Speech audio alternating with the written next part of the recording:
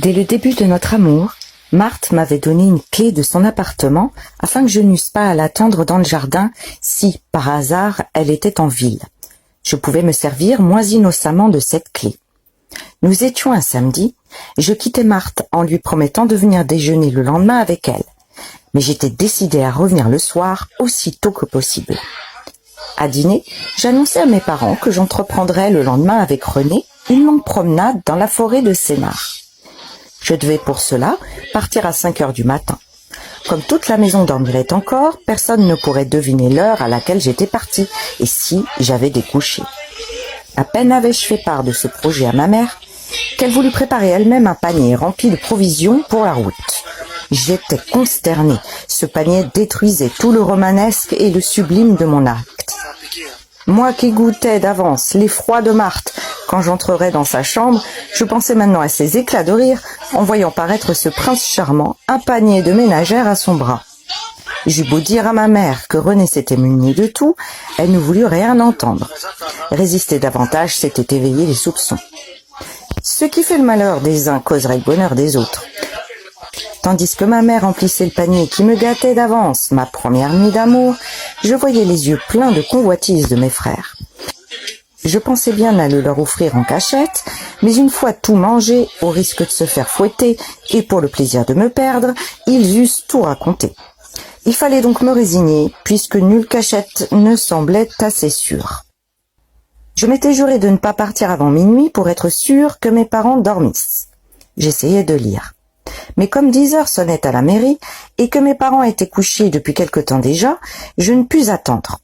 Ils habitaient au premier étage, moi au rez-de-chaussée. Je n'avais pas mis mes bottines afin d'escalader le mur le plus silencieusement possible. Les tenant d'une main, tenant de l'autre ce panier fragile à cause des bouteilles, j'ouvris avec précaution une petite porte d'office. Il pleuvait. Tant mieux, la pluie couvrirait le bruit. Apercevant que la lumière n'était pas encore éteinte dans la chambre de mes parents, je fus sur le point de me recoucher. Mais j'étais en route. Déjà, la précaution des bottines était impossible. À cause de la pluie, je dus les remettre. Ensuite, il me fallait escalader le mur pour ne point ébranler la cloche de la grille. Je m'approchai du mur, contre lequel j'avais pris soin, après le dîner, de poser une chaise de jardin pour faciliter mon évasion. Ce mur était garni de tuiles à son faîte.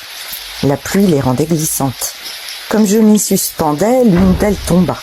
Mon angoisse décupla le bruit de sa chute. Il fallait maintenant sauter dans la rue. Je tenais le panier avec mes dents. Je tombais dans une flaque.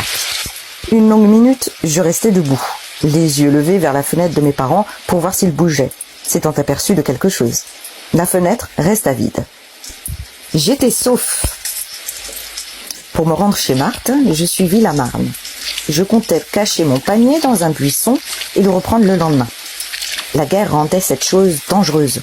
En effet, au seul endroit où il y eut des buissons et où il était possible de cacher le panier, se tenait une sentinelle gardant le pont de J. J'hésitais longtemps, plus pâle qu'un homme qui pose une cartouche de dynamite. Je cachais tout de même mes victuailles. La grille de Marthe était fermée. Je pris la clé qu'on laissait toujours dans la boîte aux lettres. Je traversai le petit jardin sur la pointe des pieds, puis montai les marches du perron. J'ôtai encore mes bottines avant de prendre l'escalier. Marthe était si nerveuse. Peut-être s'évanouirait-elle en me voyant dans sa chambre. Je tremblais. Je ne trouvais pas le trou de la serrure. Enfin, je tournai la clé lentement afin de ne réveiller personne. Je butai dans l'antichambre contre le porte-parapluie. Je craignais de prendre les sonnettes pour des commutateurs. J'allais à tâtons jusqu'à la chambre. Je m'arrêtais avec encore l'envie de fuir. Peut-être Marthe ne me pardonnerait jamais. Ou bien si j'allais tout à coup apprendre qu'elle me trompe et la trouver avec un homme. J'ouvris. Je murmurai. Marthe. Elle répondit. Plutôt que de me faire une peur pareille, tu aurais bien pu ne venir que demain matin. Tu as donc ta permission 8 jours plus tôt? Elle me prenait pour Jacques. Or, si je voyais de quelle façon elle l'eût accueilli, j'apprenais du même coup qu'elle me cachait déjà quelque chose. Jacques devait donc venir dans 8 jours. J'allumai. Elle restait tournée contre le mur. Il était simple de dire « c'est moi », et pourtant je ne le disais pas. Je l'embrassai dans le cou. Ta figure est toute mouillée, essuie-toi donc. » Alors, elle se retourna et poussa un cri. D'une seconde à l'autre, elle changea d'attitude et, sans prendre la peine de s'expliquer ma présence nocturne, « Mais mon pauvre chéri, tu vas prendre mal! Déshabille-toi vite !» Elle courut ranimer le feu dans le salon. À son retour dans la chambre, comme je ne bougeais pas, elle dit « Veux-tu que je t'aide ?» Moi qui redoutais par-dessus tout le moment où je devais me déshabiller et qui en envisageais le ridicule, je bénissais la pluie, grâce à quoi ce déshabillage prenait un sens maternel. Mais Marthe repartait, revenait, repartait dans la cuisine pour voir si l'eau de mon grog était chaude. Enfin, elle me trouva nue sur le lit, me cachant à moitié sous l'édredon. Elle me gronda. C'était fou de rester nue. Il fallait me frictionner à l'eau de Cologne. Puis Marthe ouvrit une armoire et me jeta un costume de nuit. Il devait être de ma taille. Un costume de Jacques. Et je pensais à l'arrivée, fort possible, de ce soldat, puisque Marthe y avait cru. J'étais dans le lit. Marthe m'y rejoignit. Je lui demandai d'éteindre, car même en ses bras, je me méfiais de ma timidité. Les ténèbres me donneraient du courage. Marthe me répondit doucement. « Non, je veux te voir t'endormir. » À cette parole pleine de grâce, je sentis quelque gêne. J'y voyais la touchante douceur de cette femme qui risquait tout pour devenir ma maîtresse, et, ne pouvant deviner ma timidité maladive, admettait que je m'endormisse auprès d'elle.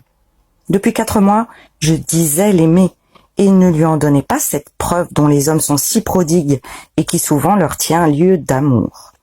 J'éteignis de force. Je me retrouvais avec le trouble de tout à l'heure avant d'entrer chez Marthe. Mais comme l'attente devant la porte, celle devant l'amour ne pouvait être bien longue. Du reste, mon imagination se promettait de telles voluptés qu'elle n'arrivait plus à les concevoir. Pour la première fois aussi, je redoutais de ressembler au mari et de laisser à Marthe un mauvais souvenir de nos premiers moments d'amour. Elle fut donc plus heureuse que moi, mais la minute où nous nous désenlaçâmes et ses yeux admirables valaient bien mon malaise.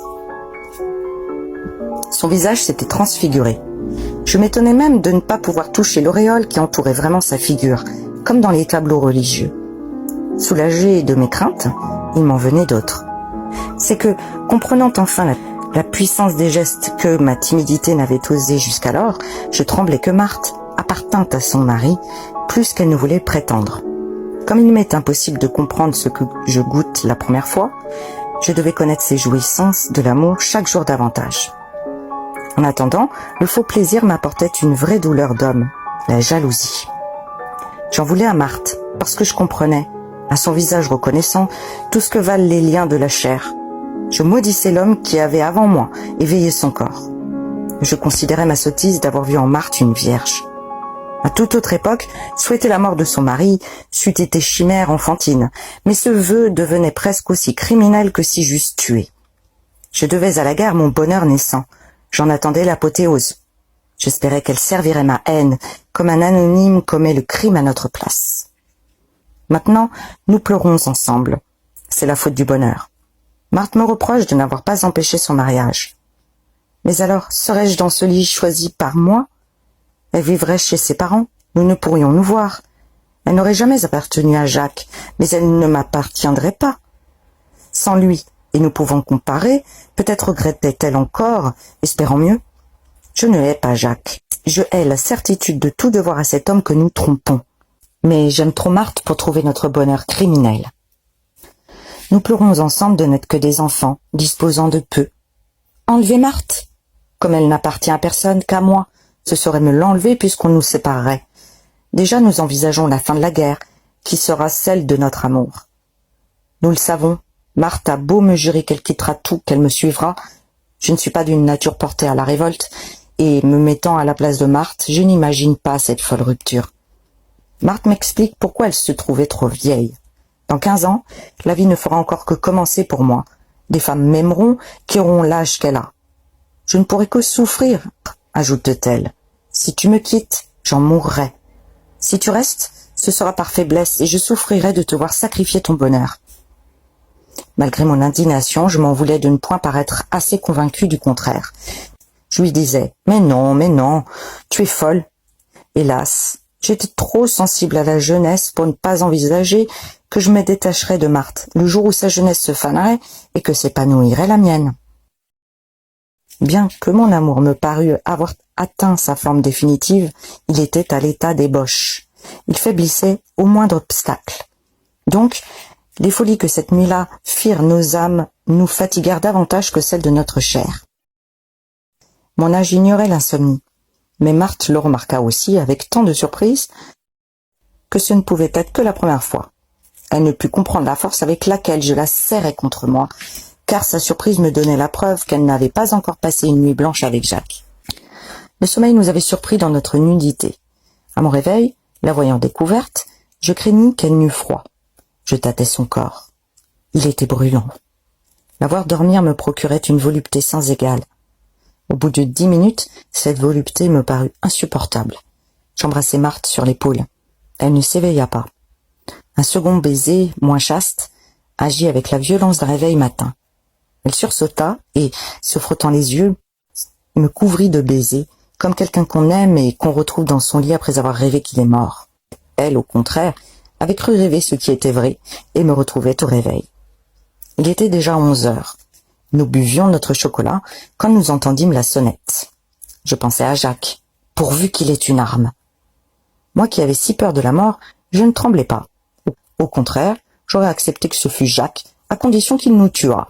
Toute autre solution me semblait ridicule. Envisager la mort avec calme ne compte que si nous l'envisageons seuls. La mort à deux n'est plus la mort, même pour les incrédules. Ce qui chagrine, ce n'est pas de quitter la vie, mais de quitter ce qui lui donne un sens. Lorsqu'un amour est notre vie, quelle différence y a-t-il entre vivre ensemble ou mourir ensemble? Je n'eus pas le temps de me croire un héros, car pensant que peut-être Jacques ne tuerait que Marthe, ou moi, je mesurais mon égoïsme. Savais-je même de ces deux drames lequel était le pire? Comme Marthe ne bougeait pas, je crus m'être trompé et qu'on avait sonné chez les propriétaires. Mais la sonnette retentit de nouveau. « Tais-toi, ne bouge pas !» murmura-t-elle. « Ce doit être ma mère. J'avais complètement oublié qu'elle passerait après la messe. » J'étais heureux d'être témoin d'un de ces sacrifices. Dès qu'une maîtresse, un ami, sont en retard de quelques minutes à un rendez-vous, je les vois morts. Attribuant cette forme d'angoisse à sa mère, je savourais sa crainte, et que ce fut par ma faute qu'elle l'éprouva. Nous entendîmes la grille du jardin se refermer après un conciliabule. Évidemment, Madame Grangier demandait au rez-de-chaussée si on avait vu ce matin sa fille. Marthe regarda derrière les volets et me dit « C'était bien elle ». Je ne pus résister au plaisir de voir, moi aussi, Madame Grangier repartant, son livre de messe à la main, inquiète de l'absence incompréhensible de sa fille. Elle se retourna encore vers les volets clos.